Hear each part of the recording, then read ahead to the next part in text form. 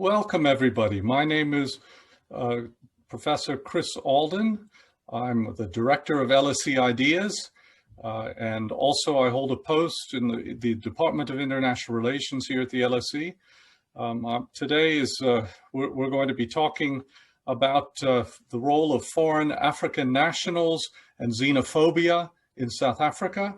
It's part of our series that broadly examines questions of race and racism, rather, in international politics, discrimination, and other features. Today, I'm very pleased to welcome four distinguished speakers. First and foremost, Dr. Christopher Changwe Nshimbi, who's director of the Center for the Study of Global Governance at the University of Pretoria, and as well as a senior lecturer in the Department of Political Sciences at the university. His research focuses on migration, borders, regional integration, the informal economy, and forms of governance there. He will speak first, present his paper and work. He will be followed by Dr. Kudakwashe Vanyoro, who is a research fellow at the African Center of Migration and Society at the University of Witwatersrand. His research focuses on migration, temporality, borders, humanitarianism, and governance in Southern Africa. He will then be followed by Dr. Nedson Pophiwa, a research fellow at the Center for Learning on Evaluation and Results, also at Wits University. He's a former research fellow at the HSRC, the Human Sciences Research Council, and Democracy, Governance, and Service Delivery, and has been involved in numerous academic policy-focused research projects within South Africa and the region. And then finally, Dr. Sue Onslow will speak. She's a senior research fellow at the Institute for Commonwealth Studies and at King's College, and formerly deputy director of the Institute of Commonwealth Studies, as well as teaching here at the LSE. We worked together on the Africa program some time ago.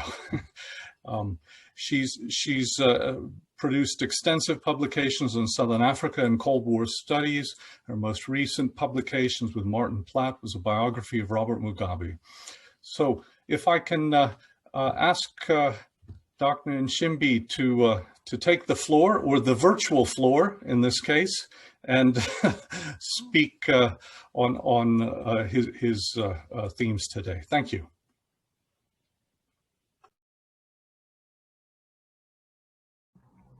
Okay, thank you very much, Prof. Alden, for the kind introduction.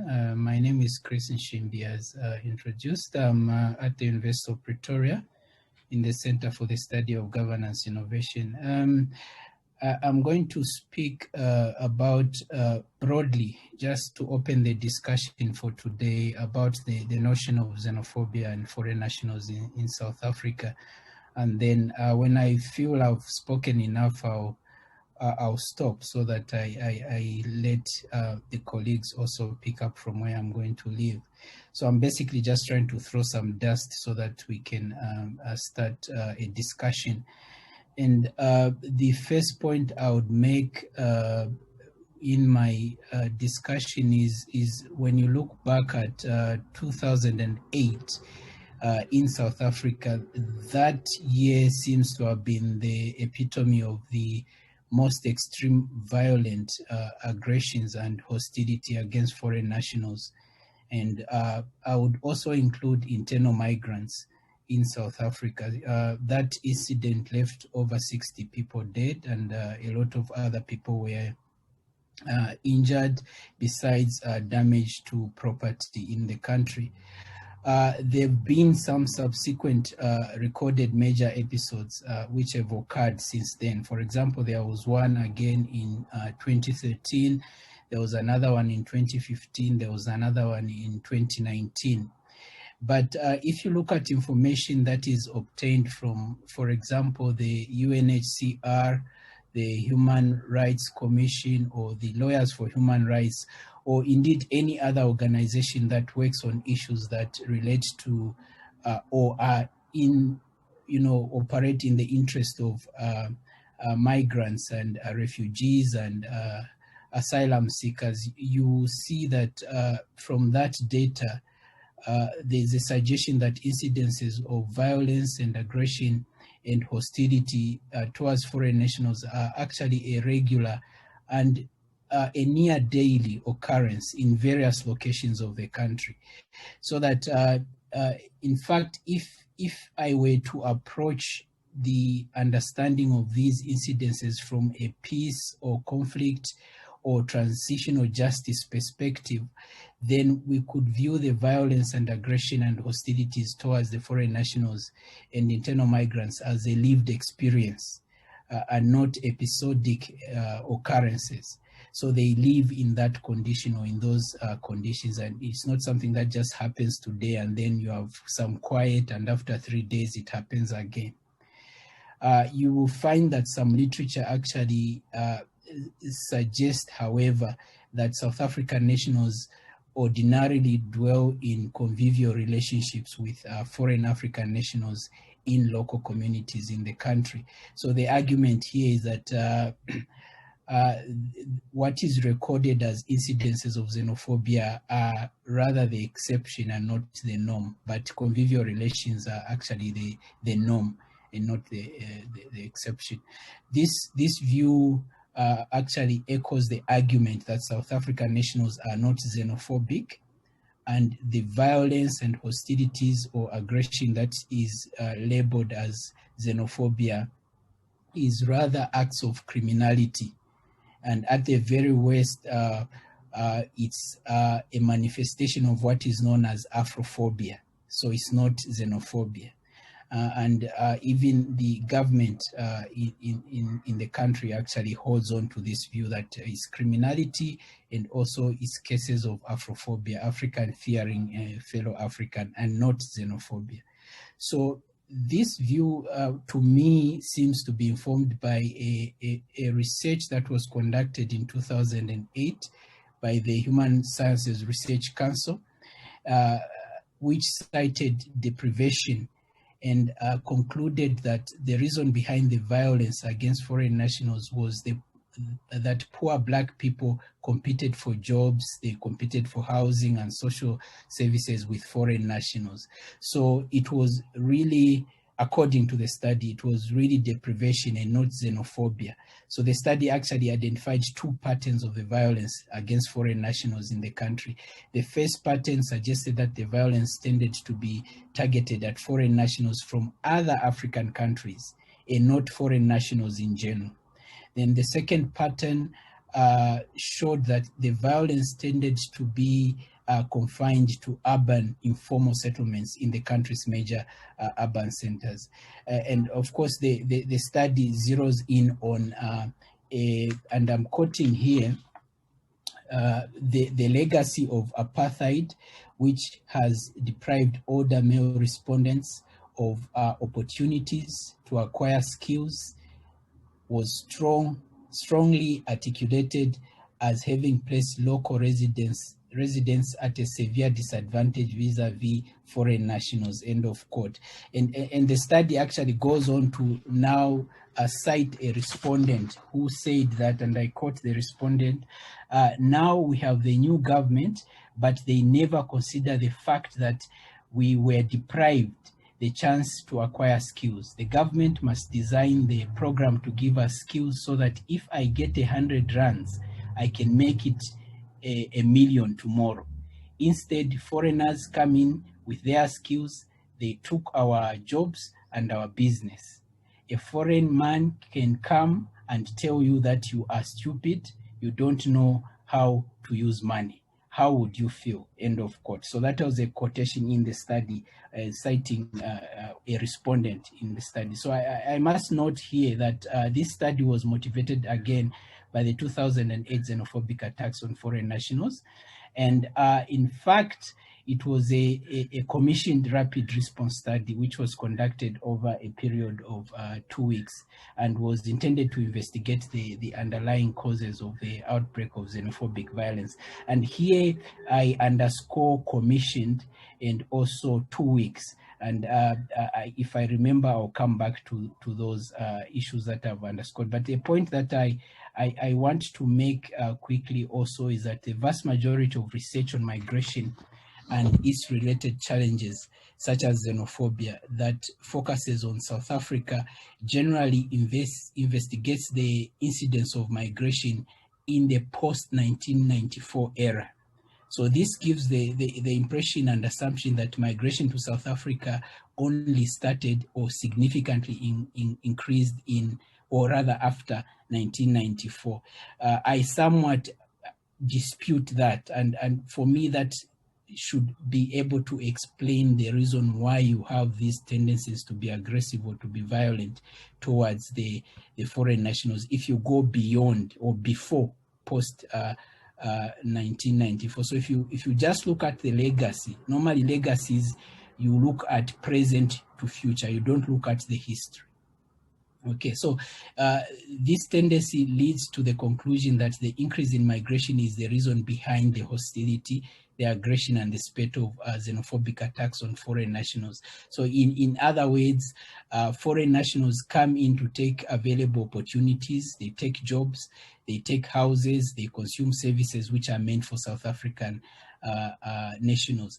What seems to be prominent in this contention is that structural, contextual, and political factors trigger xenophobic tendencies, which is to say that poor living conditions and life opportunities lead South African nationals to or into disliking and attacking foreign nationals. So from the perspective of South African nationals, if you like, this marks of stolen aspirations in a post-apartheid era. So you will find actually even in terms of theorization or theorizing attempts to explain xenophobia, you have, for example, the scapegoating hypothesis of xenophobia, which argues that in the face of transition and expectations of socio-economic progress, previously disadvantaged groups in the country are confronted with the reality of limited resources and the difficulties of accessing socio-economic services in a struggling economy. And this is what leads to suspicions that foreign nationals come to steal jobs, opportunities, and even you will find that there's a assertion that or allegation that they even come to steal wives from South African nationals. So the foreign national, including the refugees, asylums, seekers, and migrants, especially in informal settlements where they live alongside previously disadvantaged South African nationals, become a ready scapegoat for the unexpected poor socioeconomic realities or those eventualities. So the foreign nationals receive the blame for the poor socioeconomic conditions which prevail in the country. There is also what is known as the isolation hypothesis, which basically holds apartheid responsible for xenophobic attacks on foreign nationals. According to this theory, South African nationals fear and mistrust foreign nationals because of the international seclusion of South Africa during the apartheid era. So the seclusion, coupled with a general lack of knowledge and understanding among South African nationals of conditions in the countries from which the foreign nationals originate, leads them to mistrust the foreign nationals. And so the isolation of South Africa, in a way, because of apartheid, is said to have turned the nationals into unhospitable people, and this is what makes them attack foreign nationals. Thirdly, there's a biocultural hypothesis, which basically says South African nationals are not xenophobic towards all foreign nationals. They rather direct their violence and hostility towards fellow blacks of foreign origin.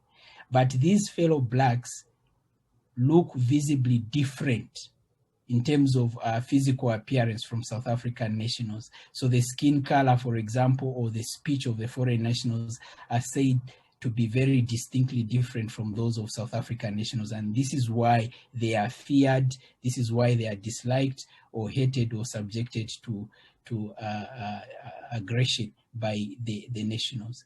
So these views that I've presented, while they acknowledge the influence of racially based inequality, they emphasize competition for limited resources, and that this therefore actually explains the violent episodes that are branded as xenophobia. What this implies is that besides being acts of criminality, the violence or the hostility and the aggression towards foreign nationals is nothing more than a struggle for limited resources, which is occasioned by inequality. So this interpretation actually raises the stakes in attempts to define xenophobia, and it actually makes it very difficult to define xenophobia. And the point that I'm trying to make here is that while acknowledging racial inequality and the consequent violence, hostility, and aggression towards foreign nationals, what these views fail to do is to make a link between the racialized inequalities that they acknowledge and the violence or the hostility and the aggression towards foreign nationals. So for me, this brings me to a point where there's a necessity or a need to really define xenophobia. What do we mean when we say there's xenophobia in South Africa, or indeed across the African continent and even in the world? I'm tempted to leave it there and not so much go into the definition of xenophobia, but basically in trying to conceptualize xenophobia, I for one would side with the conceptualization that is given by Grossfogel also and Christou, who basically provide an alternative understanding of racism which differs from those discourses which seem to have transformed from biological to cultural racist dialogue, and actually they deny their own racism. So these three authors show that a relationship exists between racism and issues of intersectionality, and in turn they relate this to migration theory. So the alternative understanding of racism and its relationship to intersectionality, which they present, has implication for racism, and for them racism is a global hierarchy of humans which was instituted by the capitalist or patriarchal Western-centered modern world system.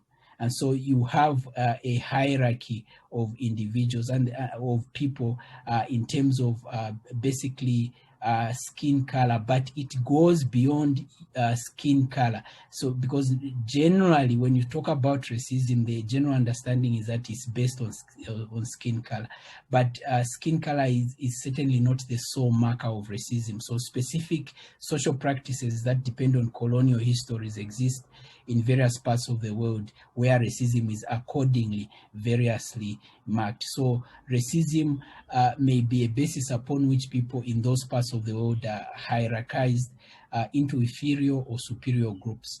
And what is worth emphasizing here is that ethnic, cultural, religious, and linguistic markers can respectively also be used to classify and establish a hierarchy of human beings into superior and inferior, apart from skin color. So that's where I bring it. So if you say you are differentiating, or maybe let me just quote from these authors, where they say that racialization occurs through the marking of bodies. So that if you talk about foreign nationals coming into another country, and this is not limited to South Africa, if you talk about foreign nationals going into another country, the marking is not made on the basis of just color, but it's on their bodies. And that would be the distinguishing mark, which now will make those people to be subjected to attacks or aggression and things of the sort. And in relation to South Africa, I would contextualize it within the broader southern, eastern and southern African region. And here, for me, that's why I said that I go beyond post-2024, but rather I go back to the history of the region, where you talk about, especially with regards to labor migration, the fact that the southern and Eastern African region has a very long history of migration, and some of the trends in that history of migration, which I can point to, and I'm heading towards the end of what I wanted to say, is that there are economic centers that were established by the colonialists and entrepreneurs who came from the West. For example, we can talk about South Africa itself, the gold mining and the diamond mining in Witwatersrand and Kimberley and everywhere. But also you have countries like Botswana, where there was diamond that was mined there. You have countries like Zambia and the copper center. You had Zimbabwe and also the agricultural center there. But the point here being made is that in the process of establishing those centers, the entrepreneurs, so those that were enterprising alongside or operating together with the colonial governments, needed labor, for example. So they made up systems where they would ensure the supply of labor from the entire region. But by bringing foreign labor, they also, in the process, if we take in now the argument of Grossfogel to say there's this hierarchization of human beings, in the process, they would pit African against African. And so that basically would be the source or the origin of these hostilities that you find one African being hostile against another African. I think I'll pause there and then leave other colleagues to pick it up from there. Thank you so much for listening.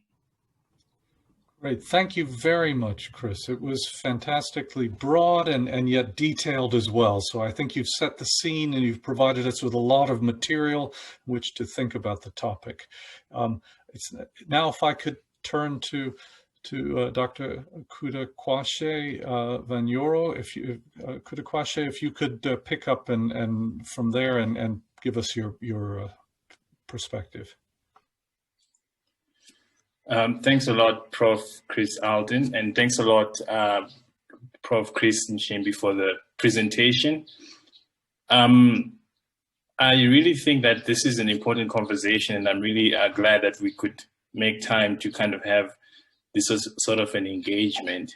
And I do like where Chris Nshimbi has taken or is taking the discussion,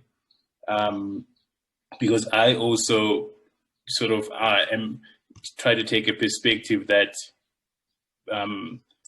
also is sort of cognizant of the connections between international migration and sort of internal migration, or maybe broadly speaking, talking perhaps of mobility.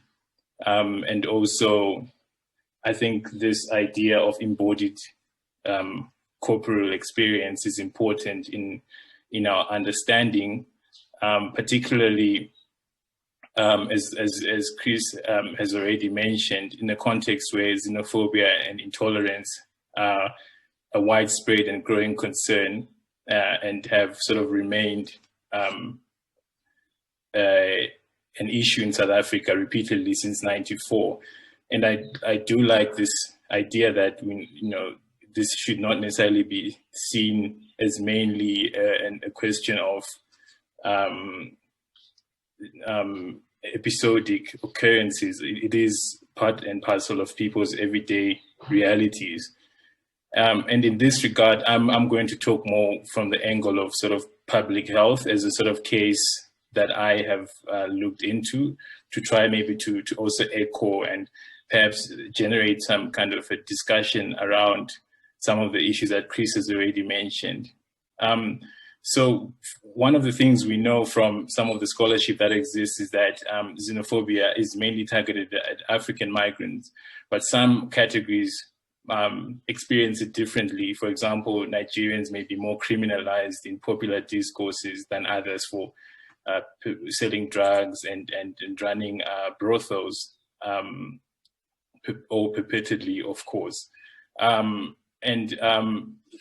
We do find arguments that argue, for example, that conflating xenophobia with racism does not capture the South African situation, where anti-foreigner sentiments among Africans primarily target other Africans.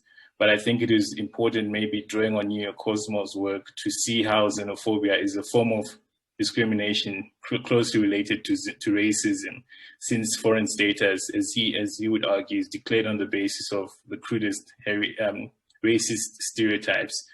But at the same time, this should not be a way to undermine racism in itself, because of it also has its own attributes, ideologies, and characteristics that might be different altogether. But this should only be used to highlight how xenophobia can affect anyone or any group that is considered non-indigenous or non-autochthonous. And on that basis, one of the kind of key actors in sustaining xenophobia are state institutions. So we're not simply restricted to talking about xenophobia as physical violence. We should also allow ourselves to talk about it as institutionalized or structural. And for example, we see in 2008, the South African Police Service response to the violence in protecting victims being criticized for being ambivalent and leaving a lot to be desired. That's the scholarship by scholars such as Posa and Takavira. So in my sort of conception, or at least the way I try to understand the occurrence of this kind of violence, I think we need to perhaps move beyond perhaps only seeing violence practiced by bodies or actions of poor individuals, to look at how it is manifested in certain practices through the exclusion and discrimination of foreigners in certain institutions like banks, home affairs, the police, and other social service providers. And this is located in what Chris was mentioning about the history and the expectations of reaping the fruits of democracy. And public health has become one of those issues that are politicized and also institutionalized in the practices of frontline workers in terms of how they tend to perceive migrants. And scholars such as Crash and Tawadzera have argued that in the absence of official directives to the contrary, of sort of saying healthcare workers should not act as enforcers and immigration controllers, they still have the power to withhold services, and they can certainly influence the way that those services are delivered. And in the area of public health, again, we know that migrants have difficulty in accessing services if they're undocumented or speak different languages. And there's a body of scholarship documenting these experiences. So in this brief remark, I would like to highlight some of the ambiguities of the exclusionary nature of this frontline discretion that often sometimes mislead us into an oversimplification that may be detrimental to our efforts to advocate for the over-inclusion of migrants, asylum seekers, and refugees. And this is a concern echoed by colleagues such as Kihato and Landau, 2016, who argue that international and national obligations to protect refugees in contexts where local populations are themselves vulnerable and poor only breed resentment and hostilities from local populations and political backlash from leaders with local voting constituencies. So I would argue, again, going back to Chris's initial provocation about sort of internal migration, looking at internal migration and looking at experiences, that we should also be careful of sort of falling into the trap of methodological nationalism in terms of how we define and conceptualize migrants. And this speaks to sort of focusing exclusively on individual national samples, or using the nation state as the sole unit of analysis, because this may also leave us with little to work with in terms of understanding the perspectives of people who are on the front line and also the perspectives and heterogeneity of these perspectives and experiences and practices, and how they are affected and influenced by different structures and spaces. And I think the same would apply for the experiences as well of internal migrants. And there are also times when such static conceptions of citizenship, nationality, or legal status do not appear to tell us much in terms of how migrants experience the country differently. We know that difference and outsiders are subjectively and socially constructed and negotiated. Hence, xenophobia may also transcend nationality, cutting across different temporal social constructions of whose body the community perceives as an outsider. And I think this echoes what Chris was talking about, the focusing on the marker, the body as a marker. And recognize this allows us also to read the centrality of the body or the individual as a site for the negotiating of belonging, and what other scholars have, such as Nguyen, have called stateless citizenship, particularly within medical systems. Also, under what conditions this may occur would be important to know as well. And while it may be true that undocumented migrants have a hard time and they are afraid to access health services in South African healthcare institutions, it would also be a mistake to infer that ethnic, racial, or nationality contingencies or appeals always prevail in affecting these discretionary judgments of healthcare providers or any frontline worker for that matter, because these workers may treat migrants, in the public healthcare system through various rationales of moral deservingness that is mediated by the body, which may lead us to start to see certain aspects of bureaucratic incorporation. And this is something we might find, or we find happening in border areas, for example, where migrants sort of assume de facto legitimacy to be part of a particular community based on sort of localized conceptions of inhabitants or residents. So in the particular case of the Zimbabwe-South Africa border, for example, Zimbabwean migrants may experience providers who use date of birth to identify and keep a record of undocumented migrant patients to replace the 13-digit South African identity number. We also see this interaction in the work of Siziba, who's worked on Zimbabwean migrants in different neighborhoods of Johannesburg, where conceptions of local inhabitants may be mediated by identitative aspects such as language. And language may come to act as an entry fee, as you would call it, in which the enoughness and authenticity of his speaker can be evaluated through a sort of avenue of incorporation. We may also find healthcare providers themselves interacting with migrant patients who speak different languages, putting an effort to connect with them through informal interpreters or asking co-workers or patients fluent in non-native languages to translate in English or other native languages. And there is also emerging research that is beginning to explore these variations across gender, migratory, and levels of care, or several other intersectional identities. And finally, the other way that such incorporation may take place is through these discourses of moral deservingness, in which healthcare providers use notions of morality, ethics, and public service to frame their decision-making. But we see this particularly when it comes to specific diseases that sort of bring to the rise different politics. For example, HIV treatment is one example in which healthcare providers would assist migrant patients without referral letters, depending on how they profess their sort of belonging through alternative forms of knowledge and expertise. In one case, a nurse claimed that she only provided antiretroviral therapy if migrant patients demonstrated knowledge of their medication or if they brought a medicine container for a refill. In Johannesburg, one also finds what they call adherence groups, which are for clinically stable patients. So this is one of the ways in which what Nguyen calls therapeutic citizenship, in which people start to make claims on the basis of a biopolitical condition. and healthcare workers may frame that responsibility around sort of shared goals and universally accepted principles, such as those set by the United Nations Program on HIV/AIDS, to have 90% children screened, 90% in treatment, and 90% viral suppression by 2020.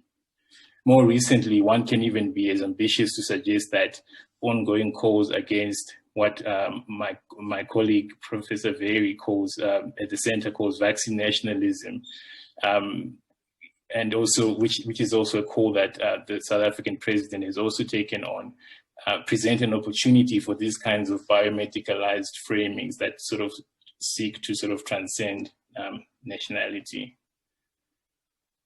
So it's granted, though, that some of these processes of sort of creaming may exclude others who are defaulters or clinically unstable patients who are deemed unworthy under criterion of responsibility, but it animates the possibility for some migrants to appropriate different forms of stateless citizenship, whereby they can make claims on the basis of particular biomedical conditions.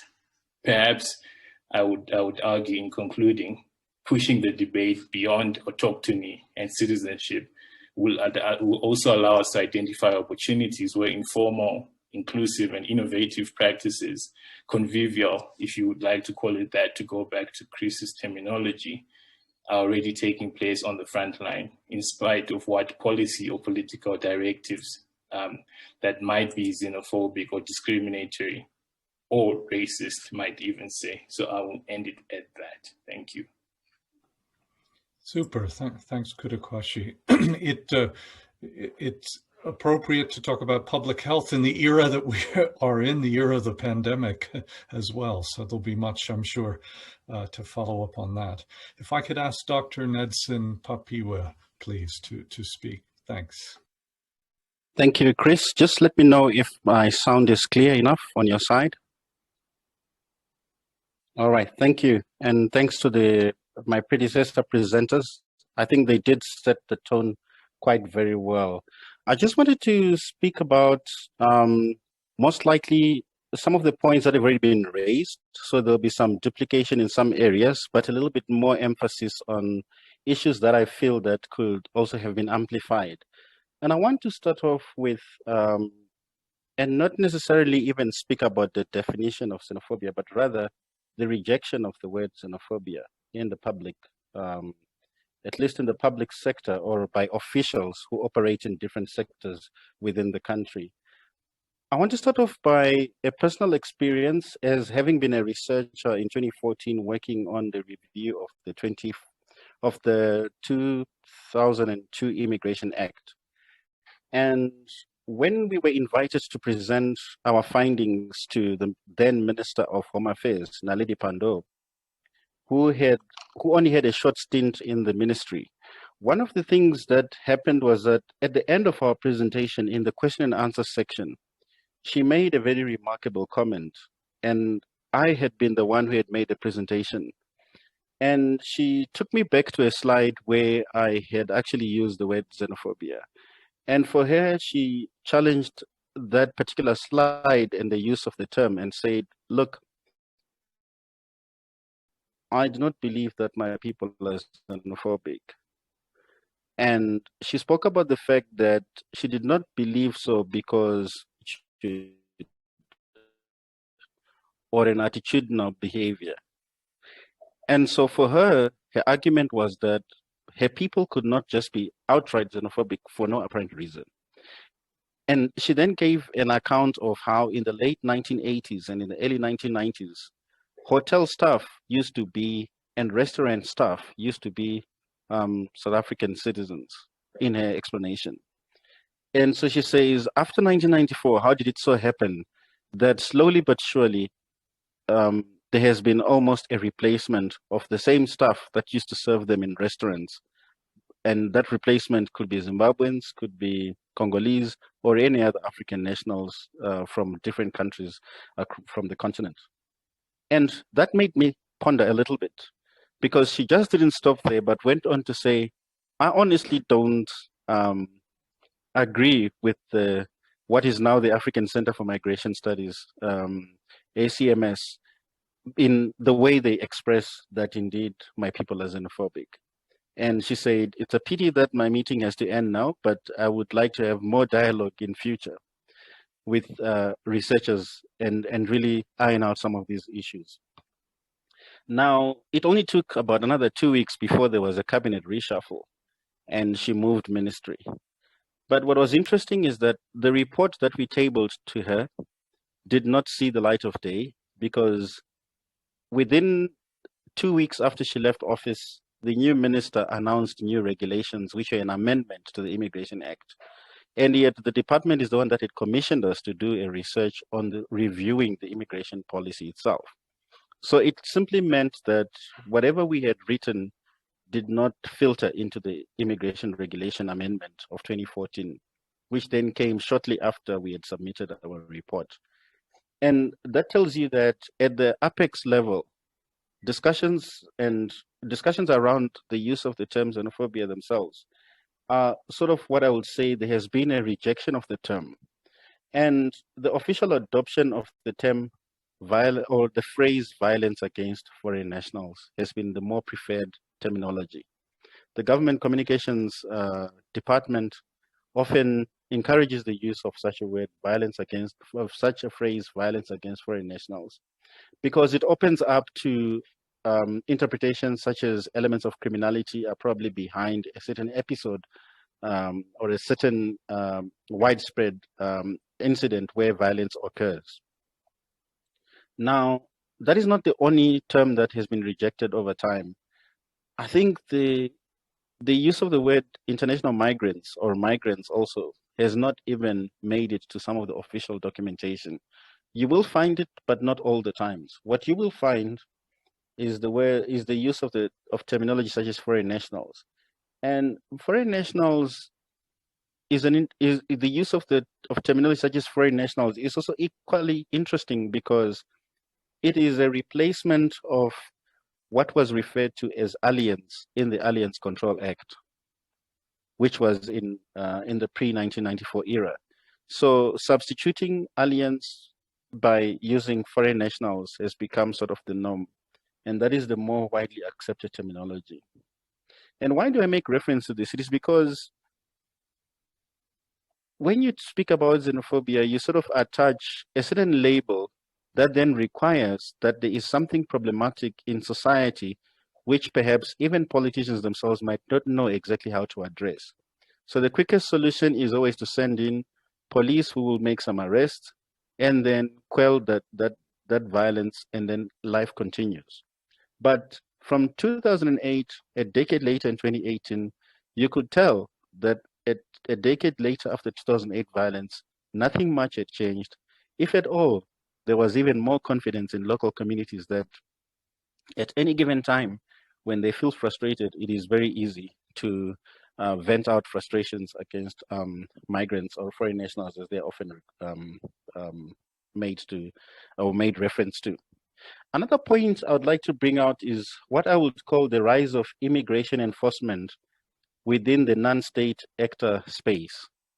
So here we're talking about the practices of maybe landlords or property owners, rental companies that will specifically demand certain paperwork that migrants are not likely to have, particularly if they're even illegal. And even if they are students with valid visas, they might still not have national identity documents.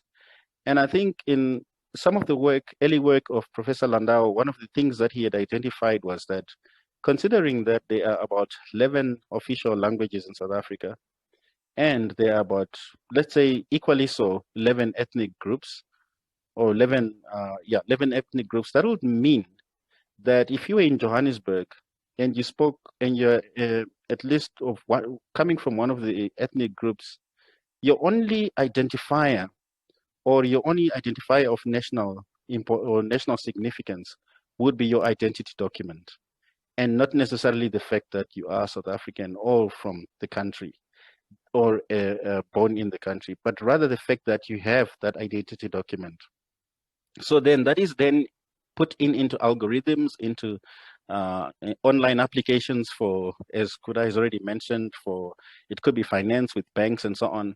that the 13-digit identity number becomes your identifier, and that becomes your marker of difference with the others. Now, those who don't have that then become the other.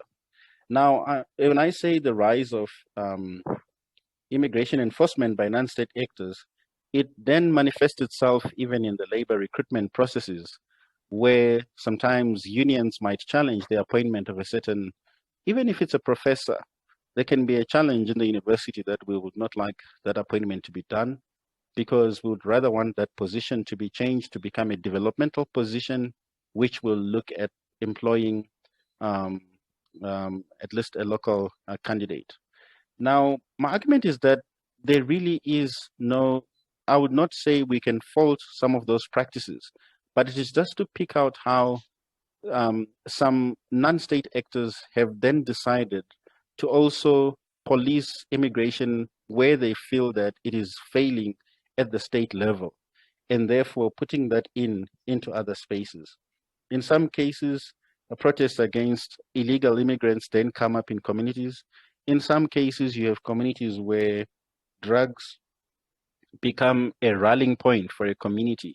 And once the word drug is mentioned, then certain nationalities become the target for that particular cleanup.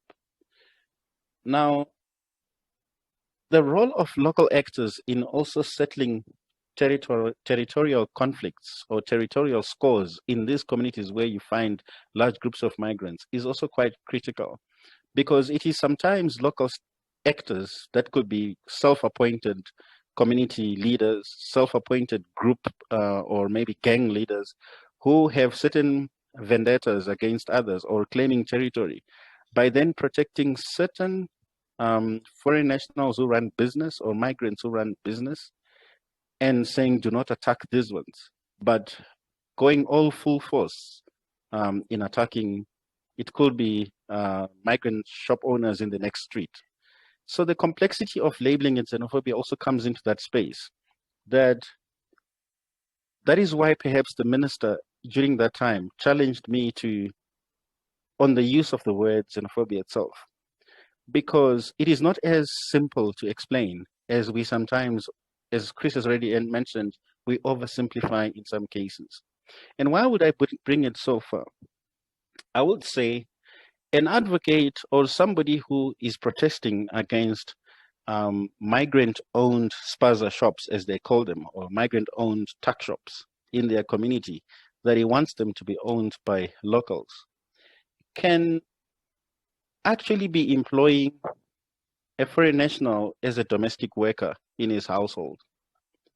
And he could be going to a church where the pastor is also a migrant from another country within the continent.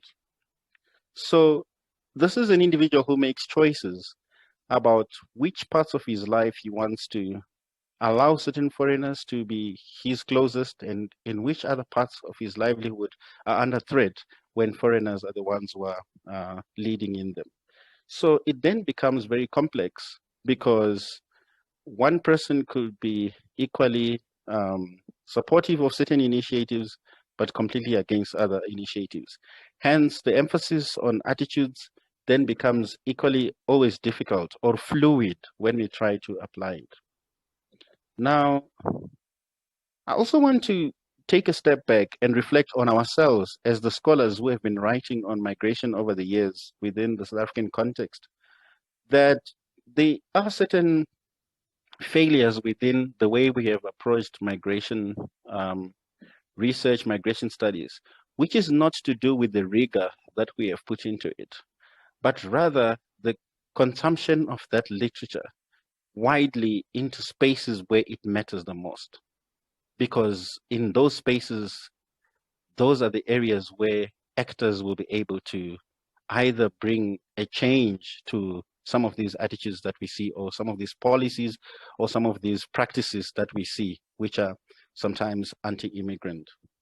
Now, why would I say so?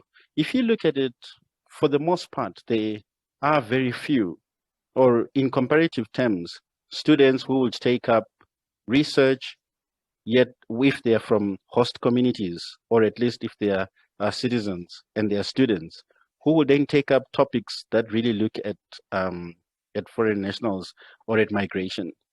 Now, the upper hand that citizens would have in conducting some of these research projects would be that they could also bring out the perpetrator's voice. And perpetrator's voice here, I would loosely be referring to sometimes those people who actually participate in violence against migrants in their communities.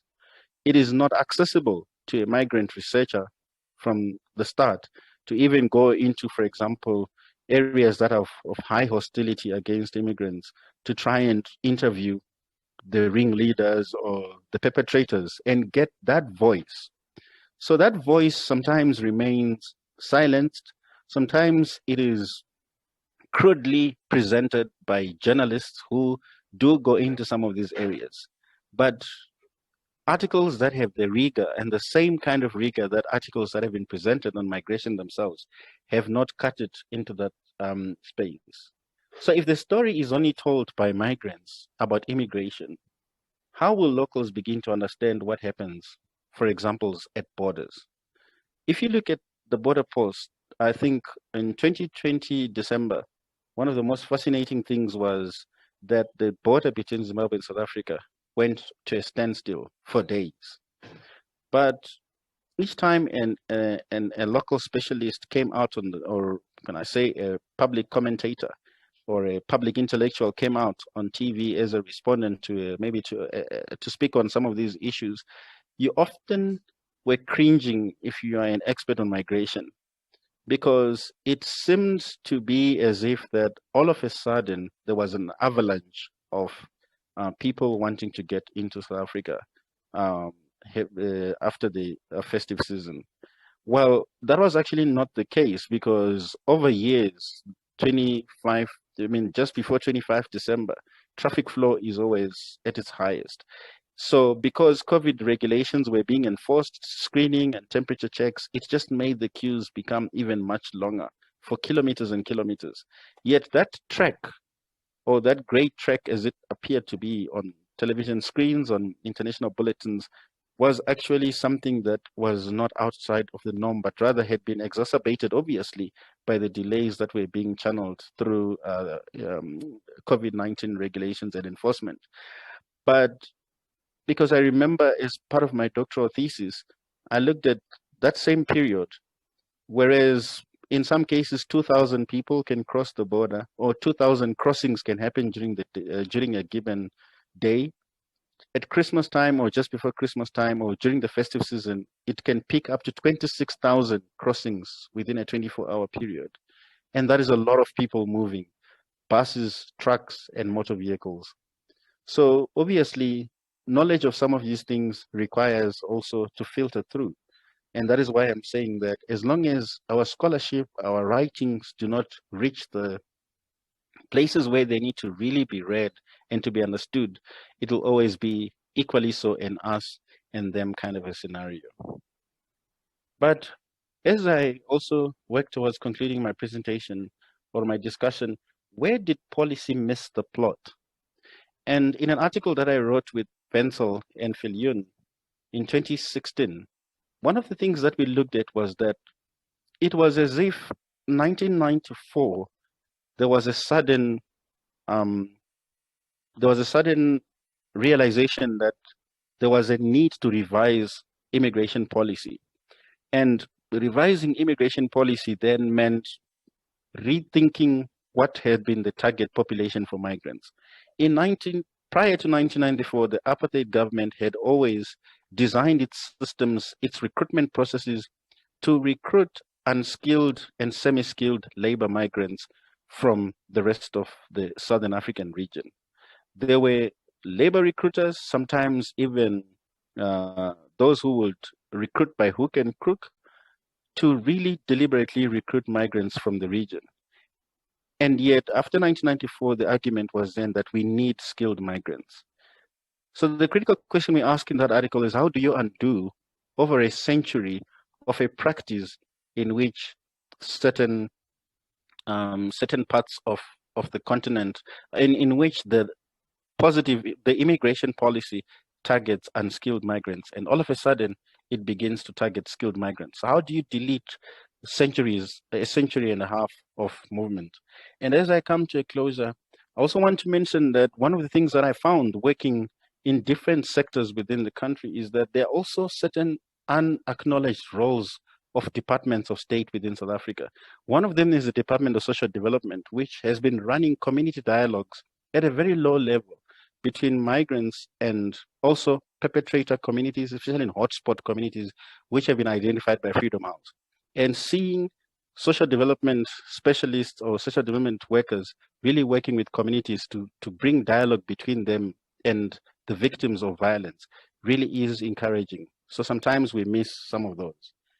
So the question that I leave as I close is how, despite these brazen forms of violence, attitudes, and xenophobic violence towards African migrants, how is it that African migrants still eke out comparatively decent livelihoods?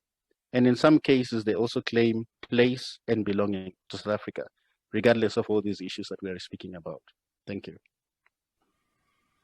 Wonderful. Thank you very much. Very, very reflective, and I think self-reflective of the discipline, and adding that and the question about the voice too is very interesting, the voice of the perpetrator. So if I can ask Sue Onslow, Dr. Sue Onslow to join us now. Colleagues, thank you very much indeed. My thanks to Professor Alden. I'd like to pick up on some of the points that have been made by the three excellent previous speakers. With Chris making reference to the importance of history and language. I want to talk about, if you like, a different landscape of implicit and explicit violence and antagonism, which has direct implications and also, of course, can have very real life consequences, transcending the territorial space, which is social media. And also Kudakwashe, when he was talking about xenophobia in state institutions, and Nedson's excellent reflective points on political lexicons and how individuals may have internalized or appreciated or not appreciated their question of self-awareness, but also questions of projection. Because I think this all plays out then in use of language on social media. And I just want to highlight briefly, because I know Chris wants to leave enough time for Q&A, some discussion points on the role of social media in either stimulating xenophobia in South Africa, or the extent to which social media also enables important counterpoints to emphasize support for, should we say, non-South African citizens, because of course, international migrants, refugees are not entitled, as I understand it, to citizenship. But that, in other words, communities of practice on social media can cut both ways. But what has been disturbing, I think, and should be highlighted, are developments on social media, particularly in 2020, that have been picked up by the Center for Analytics and Behavioral Change at UCT, and also a data forensic research lab at, I believe that's at FITS. But they have both identified that rather than individual instances of tweets using either both implicit or explicit violence, hate speech, discrimination, antagonism, in a conceptualization of a tweet that's put out there and it would cascade haphazardly through the Twitter sphere, but instead of which there are communities of practice which are being orchestrated through social media to ensure that, should we say, express individuals are using hashtags identified with xenophobic, either both implicit or explicit underpinnings. The Put South Africa First hashtag was the most trending Twitter handle in mid-2020 with over 360,000 retweets, and it was reaching at this point over 2 million views.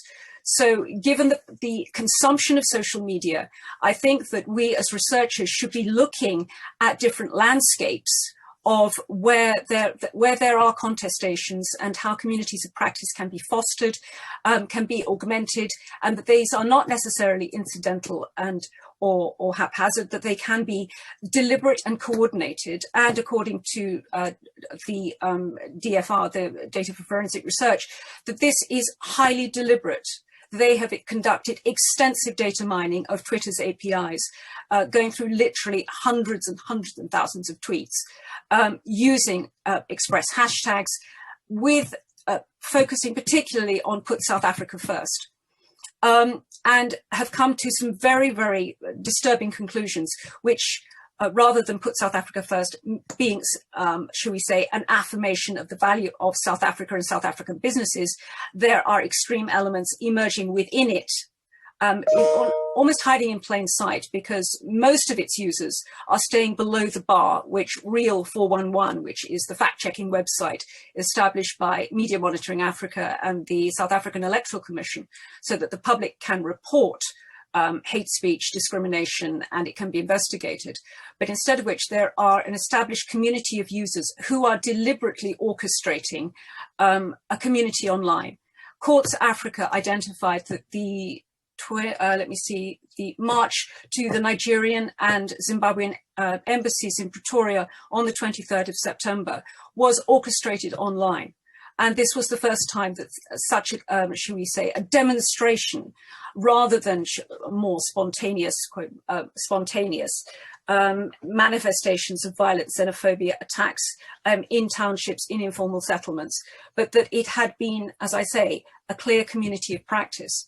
Now, of course, social media is also used by migrants, by refugees, as communities of information, communities also of access of information about the refugee reception centres, necessary warnings that can be also permeated through WhatsApp groups, and in 2015, in response to a number of xenophobic attacks, there were a deliberate, shall we say, expression on the Twitterscape that that South Africa should assert its human rights credentials, going back to the Bill of Rights, to the progressive constitution, and that it should be an important offset to a narrative of rising levels of xenophobia and Afrophobia. Now, when I emphasize Twitter, it's of course, there are 2.28 million Twitter users in South Africa. 45% of people over 13 are on Facebook. That's over 20 million people. 4 million people on Instagram. So in terms of consuming news, we really do, as researchers, need to bear in mind that we shouldn't look at legacy mainstream media. Nedson made points about where our research should reach. And we think about policy practitioners, we think about reaching politicians, but I think we need to think about the extent to which social media is the means of consumption for, of course, cross-sections of South African society. It's got over 36.54 million internet users in South Africa, with it's the largest internet consumption across the continent of Africa. And this is likely to increase by 40% by 2023. So I've looked forward, rather than the importance, obviously, of bearing in mind the historical conditioning factors, which are so important to explain of how we are. But I think that in understanding the multiple pressures and multiple vectors and platforms, we do need to think about the ways in which our conceptualization of space and the body is altered by the way in which people consume news, and ideational attitudes are reinforced, either consciously or subconsciously. And that, I think, we need to really bear in mind. Chris, I've kept that very short because I know that you want to have a large section for questions. Thank you very much. Thanks for the keeping to the timing, and yet packing in there quite a punch with that amount of time. Social media, deeply concerning. Deeply concerning. So this is an opportunity now for questions, and I'd like to start with one that of course, have my own, but I see we're collecting a fair number. So I'd like to bring it to the audience first.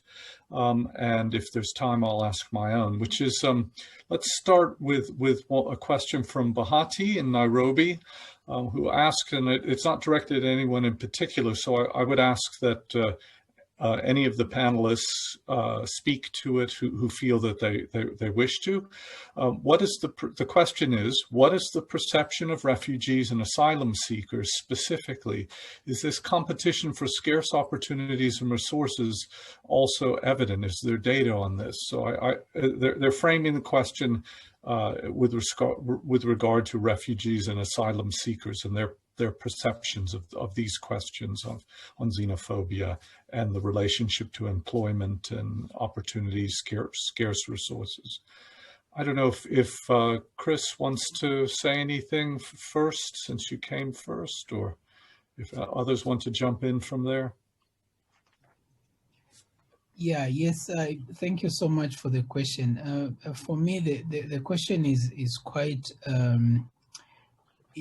it's a complex question, particularly because it focuses on asylum seekers and refugees. And the reason I say that is when you look at migration in general in the Southern African region, at least, it's very difficult to put a finger on the type of migrant that is moving. You can only specify after, for example, a person has been awarded refugee status, for example, that they actually are a refugee. But even in those instances, the point I'm basically making is that the migration that occurs in this region is mixed. So you may have a person that enters, not only South Africa, by the way, it's across the region. A person who enter, let's say, Congo DR from Angola as an informal trader. But then the moment they are in Congo DR, they see an employment opportunity, then they become what is known as an economic migrant. So even the tensions would be associated with, as I said earlier, sometimes it would seem that there's a conflict over resources or competition for resources. That is what would determine the perception of the foreign nation. Is it fine if I also respond to that? Yeah, please. Sorry, I didn't realize I had my mute on there for a second. So yeah, go ahead. Yeah, I mean, to that question, we do have some data, sort of some surveys. For example, the Afrobarometer have done some surveys that try to answer some of these questions. I know of one, I think in 2011, obviously there might be some more recent ones, but where in one of the cases they were trying to sort of measure attitudes towards asylum seekers, and for the following statement they asked people whether they agree or disagree, and the question was sort of, people who are persecuted for political reasons in their own countries deserve protection in South Africa, and more South Africans, that is 44%, disagree with the idea of providing protection to asylum seekers, against the 38% who felt that foreigners who are persecuted in their home countries should be allowed to seek protection. So again, I think, as well as Chris has also just hinted, it's also like somewhat like, you know, hot and cold, right? It's like 38%, 44%.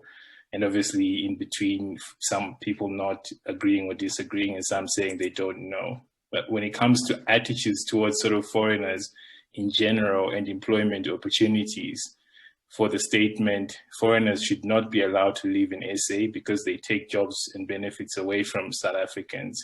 People were asked to agree or disagree, and 45% of the respondents agreed that foreigners should not be allowed to live in SA because they take jobs, and this leads to competition between them and South Africans, whilst 39% believe that they should be allowed. So this is what sort of the kind of surveys or Afrobarometer stats would tell us, right? But from a more maybe qualitative point of view, we do know that, you know, there is sort of this perception that refugees and asylum seekers do not necessarily, this is going back to Nedson's point around an immigration regime that measures value using, you know, this notion of low skills and high skills, and there isn't really much of people who are refugees and asylum seekers are not necessarily perceived as sort of beneficial to sort of the country's development. And this is sort of, we see this in how, in some of the framing around, while South Africa is moving towards like a migration and development framework, which is sort of what the global compacts and all of the global discourse is moving towards, that is an appreciation of skills. They're more biased towards high skills. So now you see refugees and asylum seekers now, you know, they're going to be losing their right to work and study in the country. And that can only, the inference perhaps can be, that can only be because of a perception that they're not necessarily contributing to development, because they are perhaps found in low to informal skilled work, which also the Gauteng Economic Development Bill is trying to come into force to make it illegal for them to work or open businesses in townships, particularly Ethiopian entrepreneurs and Somalian entrepreneurs. So there is that bit of a sort of interaction between perceptions of different categories of migrants. For the high-skilled workers, there is sort of a perception that they must be documented, but it's also, again, not only limited to refugees and asylum seekers, but for those who are undocumented, who are sort of precarious, there is a perception that, I think within this Put South African First movement, there's always some sort of direction towards a particular group of people, and that's people who are undocumented, even though I've seen here and there some xenophobic sort of tweets and adverts going as far as calling for the removal of those who already have documentation, but that is not necessarily sort of the dominant kind of discourse. Great, thank you very much. We've got another question.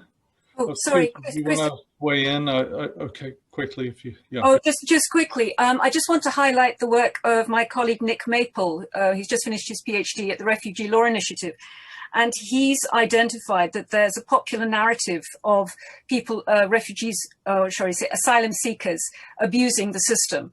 And this has percolated even through to UNHCR officials working in Johannesburg, which is troubling.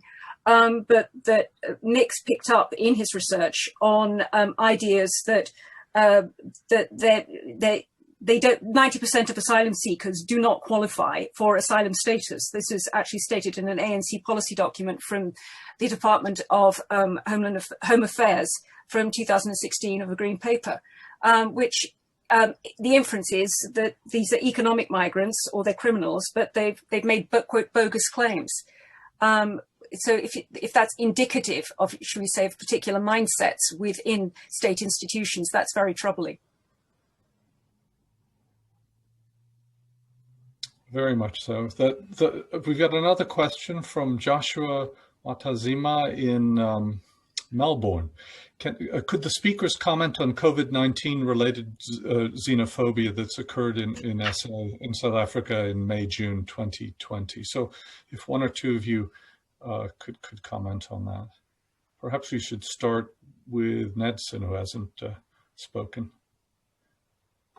Just a clarity-seeking question on that one, Chris, would be that was this xenophobic violence or just xenophobia? Perhaps maybe my co-presenters might pick it up. I mean, they talk aware of. Yeah, they say xenophobia, so I think it's however you want to read the question. They weren't clear on that one. Okay, because I don't recall incidences of xenophobic violence during the COVID-19 period, but then that's why I'm asking for clarity on that one. Perhaps maybe Kuda or Chris would be able to speak to that one. Yeah, Chris. And let's see if maybe the question can be refined. Yeah, I think if the question can be refined, of course, you have in the general discourse, you could say maybe there are xenophobic statements that were uttered during the at the height of the COVID-19 lockdowns and so on. But in terms of attacks on foreign nationals during that period, I also at a loss, unless the question is clarified. And anyone else, Sue or Kudakwashe? Yeah, sorry, I don't feel I'm in a position really to comment on that. I'm also not aware of any sort of what we would actually call COVID-related xenophobia, but we are aware perhaps of how, in terms of policy, migrants and asylum seekers and refugees were not necessarily kind of incorporated into some of the sort of social relief that locals or South Africans were receiving. I do understand that one of the grants for sort of people who are not necessarily employed, which I think was an average, I stand to be corrected, or 300 Rand or something per month in the initially tabled in the sort of first 3 months or so of lockdown, which people were entitled to receive. I understand that there was sort of a court case that was taken up, I think, through, I think it was Scalabrini, to try to have sort of asylum seekers and refugees also incorporated in that scheme. And I do understand that that case was won. So there are sort of specters of discrimination in terms of who's conceptualized as, worthy, as it were, of receiving relief, COVID-19 related relief.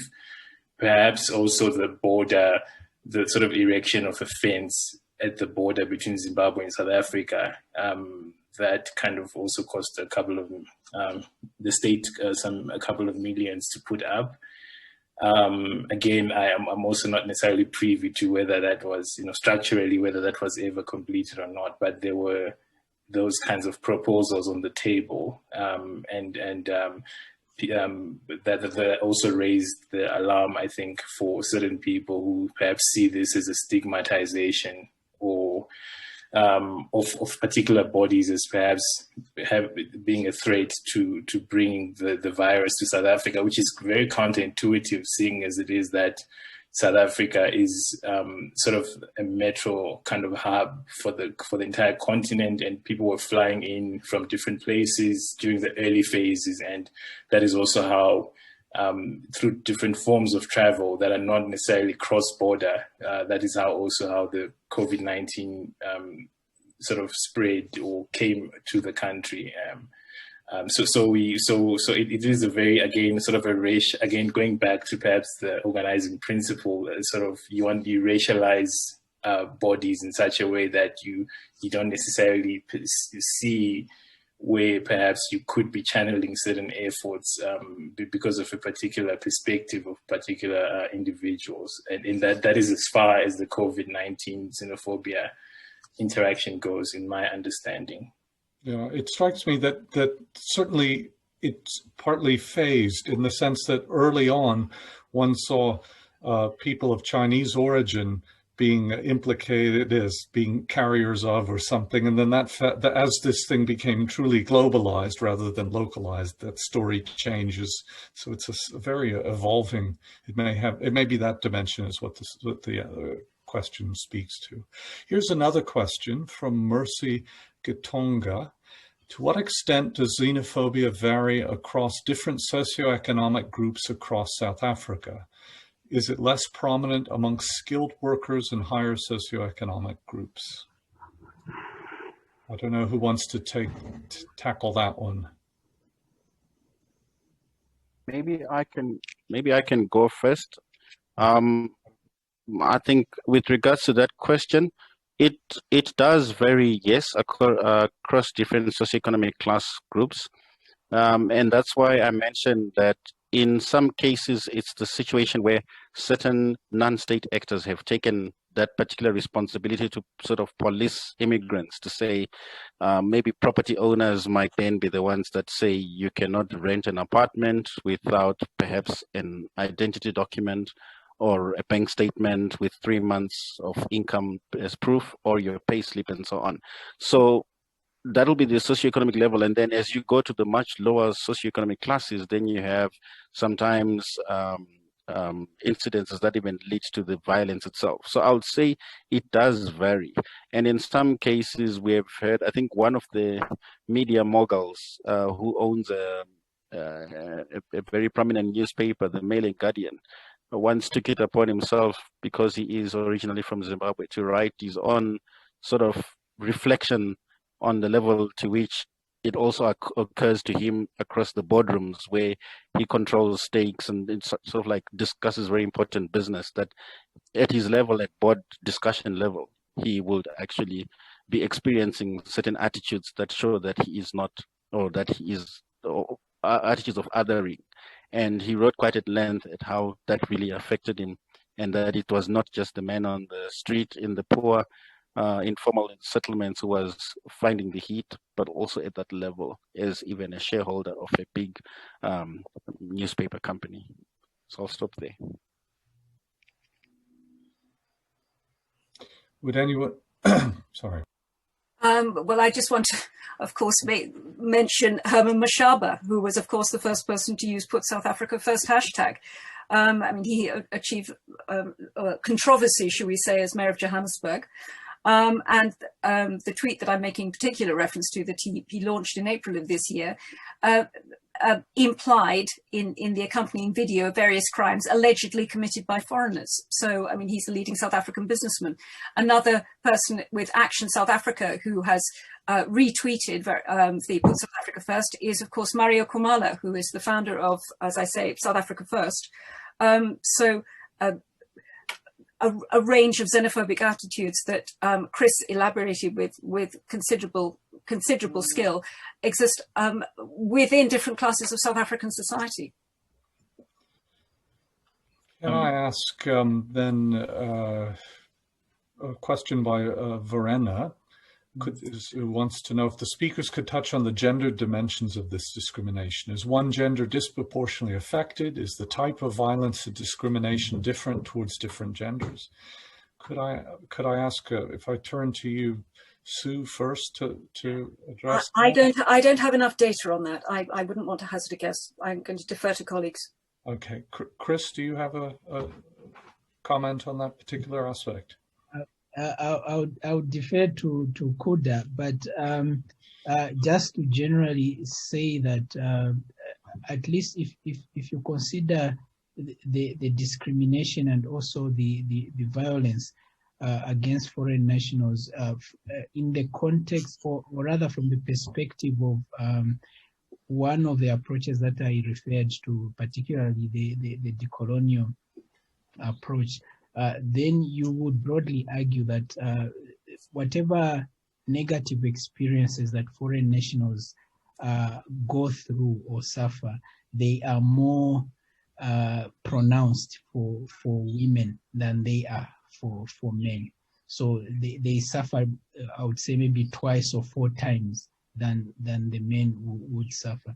And here I'm basically kind of borrowing on my research on informal cross-border trade, and the fact that again, it's not only about South Africa, it's generally across I would even venture to say across the African continent, where you find these traders crossing between countries, and female traders are more vulnerable to a wide variety of injustices and also negative practices done on them than men are. So it's more pronounced for females in general than it is for men. Thank you. Kuda, you wanted to jump in? Yeah, I'm probably, maybe let me start with the socio-economic one. Like, I don't think that it's also as clear-cut as perhaps, or I mean, maybe clear, I mean, obviously, perhaps we can talk about how socioeconomic status kind of provides a buffer for certain people to, particularly maybe middle class, going up to afford perhaps to stay in particular residential areas where space, housing, accommodation, all of that are not necessarily as politicized. So that in some ways maybe offers some kind of a protection. So, but at the same time, those who are also staying with some of these communities then might also protect themselves or create certain buffers by maybe learning particular languages or learning the local languages by necessity to also kind of be part of the fabric of those communities that they're in. And in terms of gender, I'm also not necessarily sort of a gender analyst or an expert, but from the work that I've done around looking at some of the discourses around trafficking in persons, particularly women and children, and also building on the work that colleagues have also done at the center, one of the things we know is that there are sort of subtle kind of ways in which different sort of forms of, I think in the work that Belinda Dodson did, looking at some of the ways in which there's implicit gender bias towards men, particularly in policies, for example.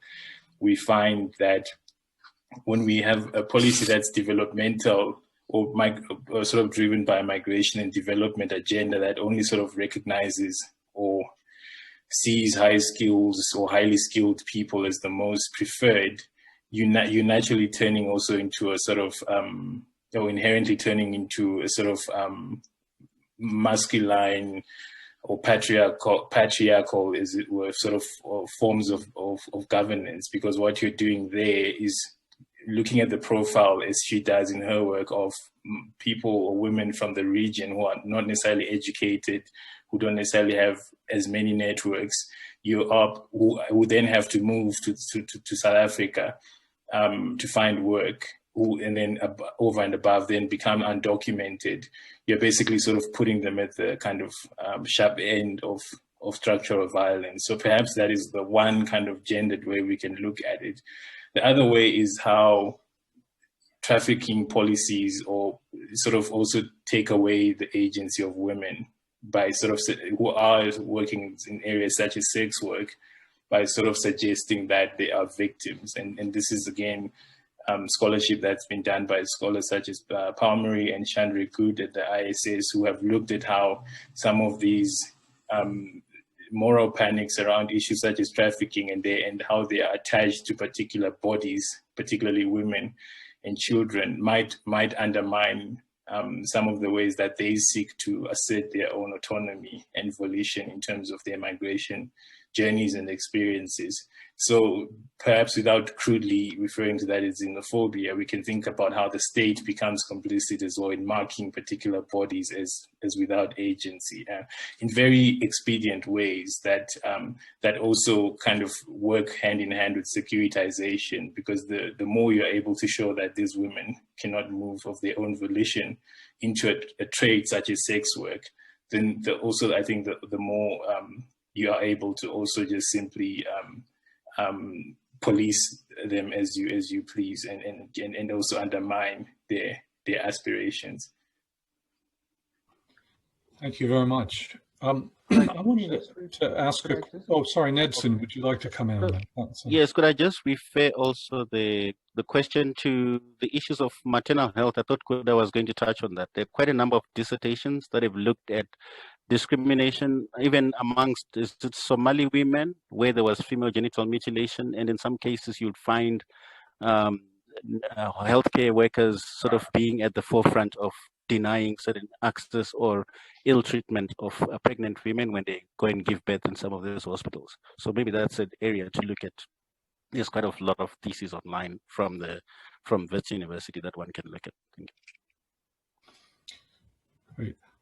I wanted to jump in with my own question, which is really one of about the overhang of history on this, and partly given that we've discussed this as in a regional context,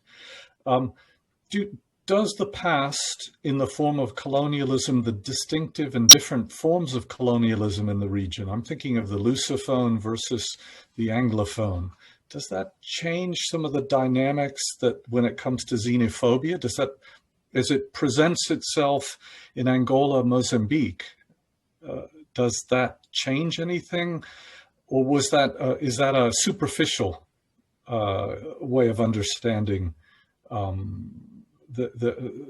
the impact of the past on the present when it comes to this particular issue? It might be a question for Chris. I throw it open to any of you who want to take a stab at it. Sue, Ned's. I'll go first. I think I did allude to that, particularly when I was borrowing on definition of xenophobia is racism by Grossfogel. And you do see, of course, nuanced reactions towards foreign nationals in different countries, so that there's a sense in which, of course, not only history itself, but the time it has taken from the time colonialism ended in each country to the present, so that maybe the further back you go, the more sort of receptive hosts may be of foreign nationals. You could argue it in that way. But also, of course, the colonial experience itself has a telling effect on the way the nationals will treat foreign nationals. And that's why you find, for example, Crash and Ramachandran would even argue to say there's a sense in which when you look at a country like South Africa, you could say violence is generalized. And because of that, that also has an effect on the way in which the locals will respond to foreign nationals, and it explains maybe the extent to which they go in expressing their aggression towards foreign nationals. But if you look at other countries, like, for example, Zimbabwe, with all its challenges, still there's a sense in which you can't say there's a generalized level of violence, and so the way they will react to foreign nationals will be totally different from the way the South Africans will. I don't know if anyone else wants to jump in, or should we leave that? Yeah, if I may. For me, it's I think I'm more interested in that kind of historical discussion in terms of how you find a sort of particular form of sort of colonialism that creates South Africa as sort of this like this future to be occupied by certain people, right? And I think we see that as well in the political discourses of sort of Jacob Zuma at the time, talking about how South Africa is not necessarily just like any other, can't exactly remember the exact allusion, but making reference to Malawi, right? And laughing it off to say, this is South Africa, this is not Malawi. So whatever the meaning is. Jacob Zuma said that, yes, I remember that. He did say that at some point in his during his tenure, and it does tell you a lot about sort of the spatial temporal construction, if you could call it that, of South Africa is this is a sort of a figment or an imagination, right? And that imagination has to, I think, really then governs how people see who comes and who doesn't.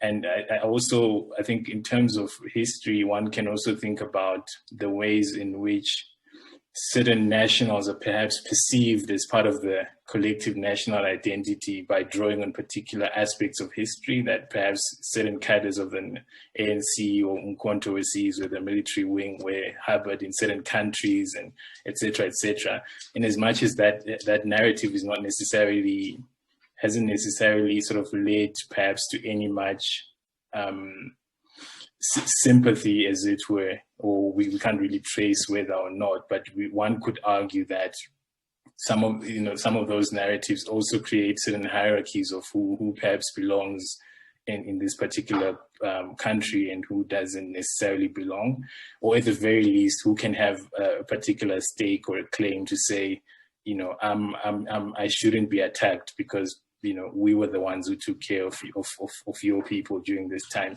So what you're basically doing is you're including certain groups, but at the same time, you also risk excluding those who might not necessarily fit in that historical narrative. Perhaps for me, that's where the historical issues become somewhat compelling, and then maybe lastly, it's maybe tied perhaps to the broader geopolitics of the region, where I once spoke to someone from the ILO who mentioned that in one of the meetings that they were having at the SADC level, someone said, we don't really, one of the sort of South African officials said that we're not really so much fazed by, Zimbabweans working in the catering industry or whatever. Those are our brothers, but we are worried about there are certain groups that come, for example, from the north. So you start to see how history and geography kind of play out into like a sort of contemporary narrative of belonging, and I think that's really an interesting an interesting issue to look at if one would like to. We have two more questions I wanted us to tackle. One of them relates to a comment Kuda you just made was Belinda was asking about the role of MK veterans in expressing or amplifying xenophobic views, and if anyone has anything to comment, any comments on that particular dimension. And then the other question is the response of other countries, governments in the region or beyond to acts of xenophobia in South Africa, and how that's affected relationships and the like. So MK first. I don't know if anyone wants to speak to the tackle the question of the veterans and their role in this discourse. Yeah, go ahead, Sue. You're muted at the moment. Okay. I think that just taking it on a broader landscape, the role of MK veterans in amplifying xenophobic views, in fact, reflects contradictory attitudes within, if you like, the ANC family. That there is idealizational views that South Africa should have that liberal, progressive image embedded in its constitution, in its progressive values, enshrined in the Bill of Rights, and that it should allow for that free settlement, refugee policy, and welcome African brothers in very much a Pan-African attitude. But what we have certainly seen in recent years is a marked erosion of Pan-Africanism, and there have been statements that, in fact, rather than we shouldn't see, ideas of incarceration or criminalizing migrants, that other ANC may feel, well, we survived in the camps in exile, that we have now returned and we need to deal with the colonialism of a special type in our own country. So I think that there are a multiplicity of conflicting views within the ANC, but I would agree with other speakers that there has been a disturbing shift to securitization of, if you like, the South African state sovereignty and the MK as veterans, with a militarized idea of continuing that struggle. I think it plays into sub-themes and narratives within the political discourse. Thank you. Does anyone else want to comment on that particular? Yeah, just in addition to what Sue has said, I think there's also the notion, besides securitization, is the notion of politicization of migration, and here I'm basically speaking to issues of populism.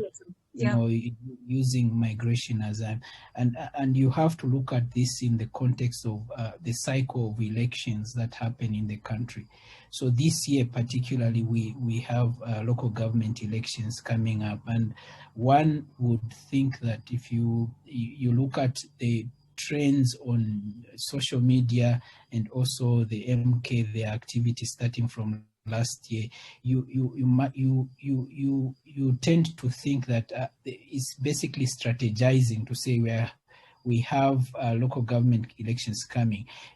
I would even maybe dare say that even the former mayor of Johannesburg forming a political party and kind of anchoring on the issue of getting rid of, illegal foreigners in the country is basically a populist attempt to garner support and also to be able to gain votes during the elections that are forthcoming.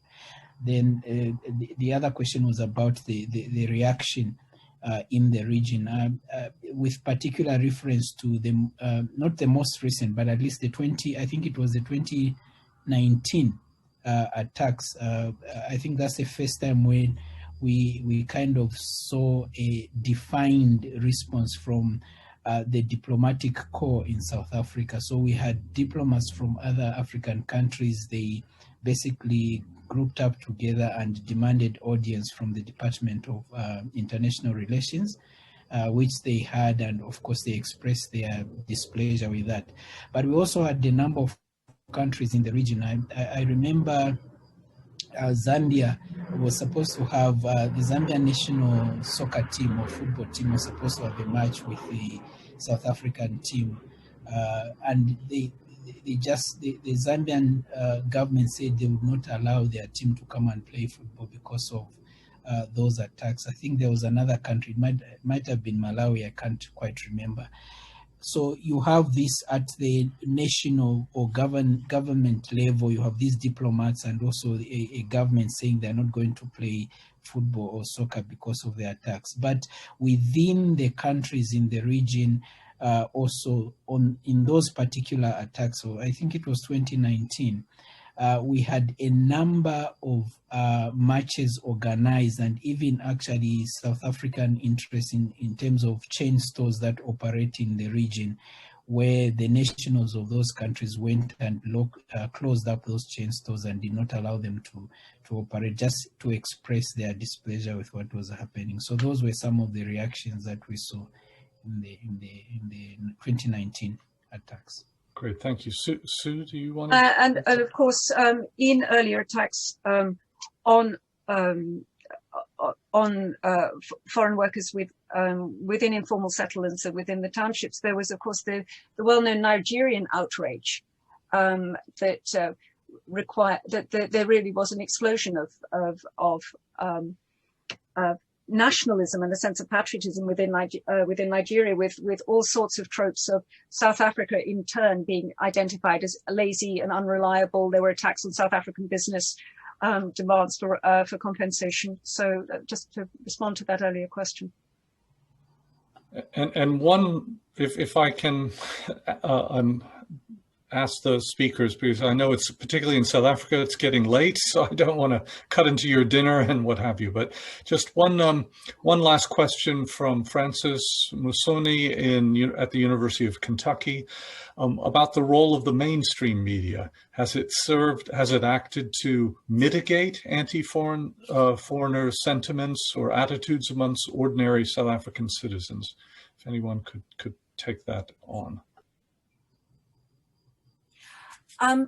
If I could just give a comparison with South African mainstream media, it's that the new media of social media is really the news platform, because legacy media has very limited circulation in comparison to social media and its reach.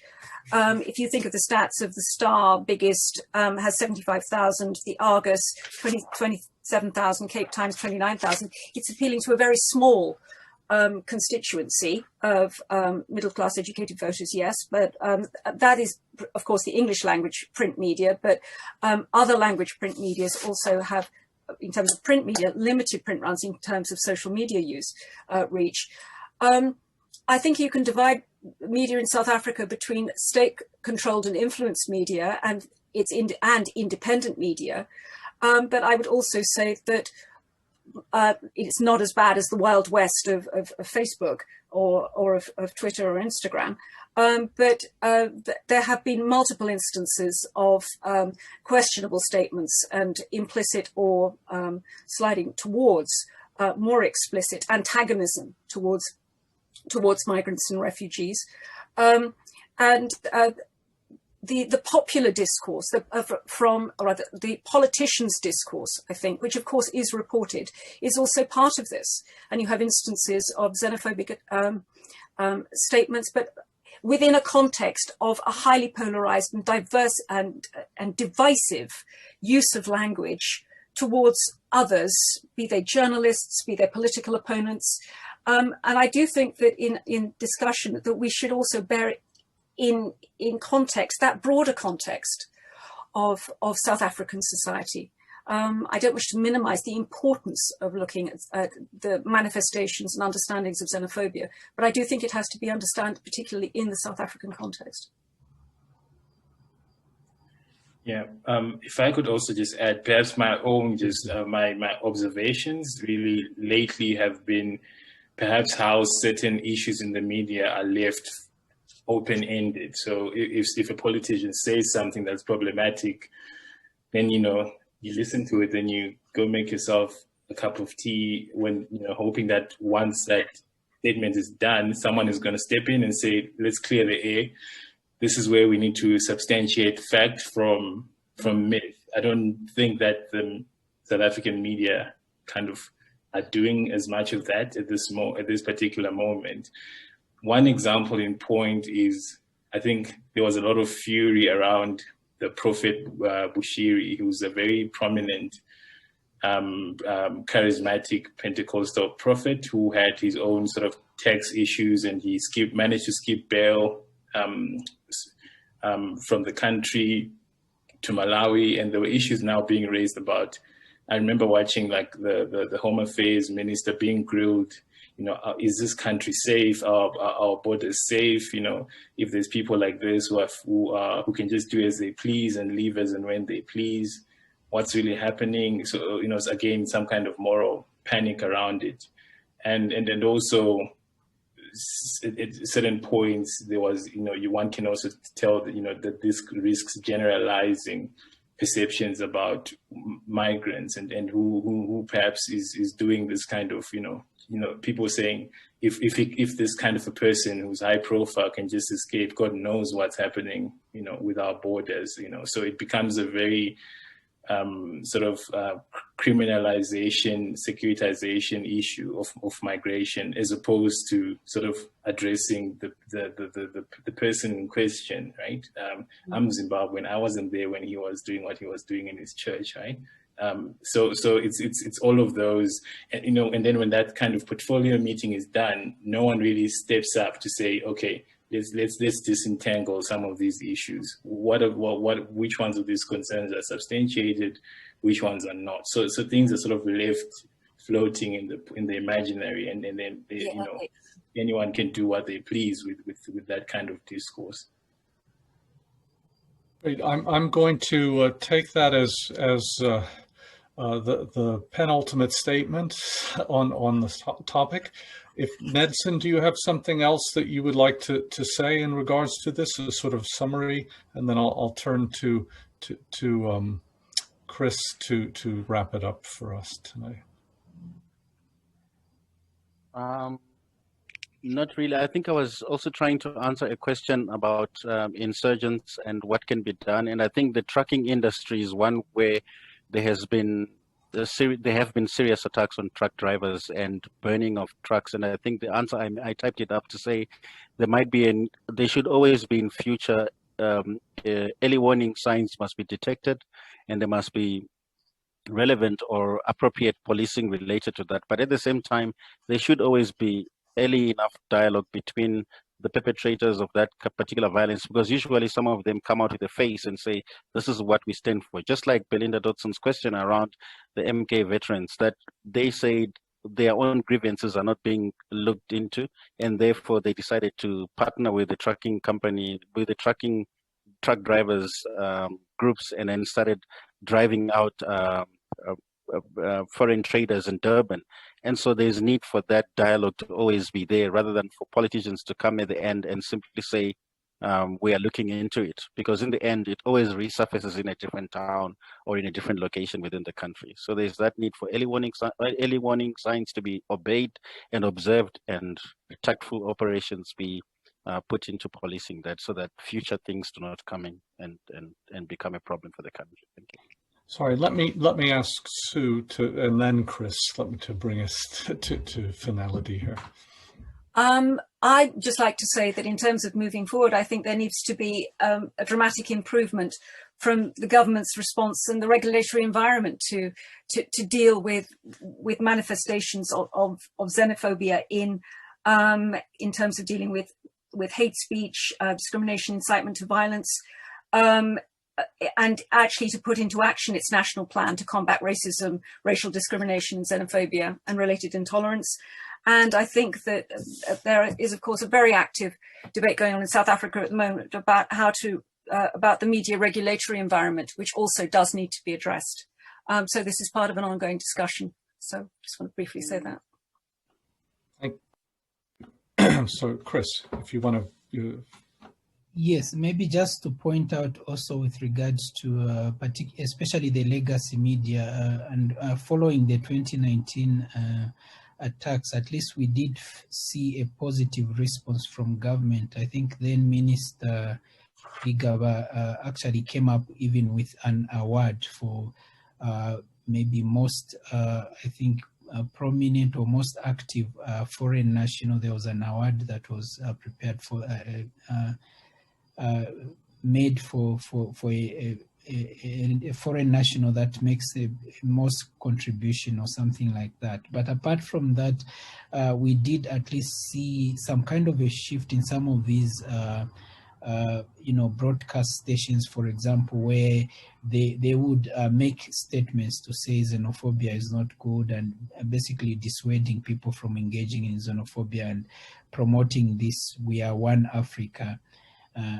And that also leads me to maybe my final statement to say, in the broader context of migration, I think xenophobia is a problem for the whole continent, particularly, and if you look back a few weeks ago, 1st January, when the continent launched the African Continental Free Trade Area, basically trying to make one market of the continent, and free movement of persons is one of the key tenets of that, and speaks to the Agenda 2063 to say there should be movement of labor, there should be movement of persons that are engaged in trade. So xenophobia is kind of a negative or not antidote, but it's an antithesis of the aim of continental integration. And so for policymakers, I think ways should be found to deal with this problem and make sure that they work towards achieving the goals which they voluntarily, subscribe to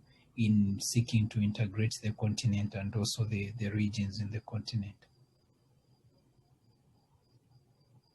Thank you very much. I really very much appreciate all of you to have taken the time to join us, and of course our audience as well, and their questions. And it's one of those proverbial things that we would say we've scratched the surface, but I think we've actually done something more than scratch the surface. We've actually dug a bit deep. I got my fingernails into this one a little bit, and it's a real, we've heard it from a range of experts who really have done a wonderful job of sharing their time and their knowledge on this research topic with us. So thank you very much.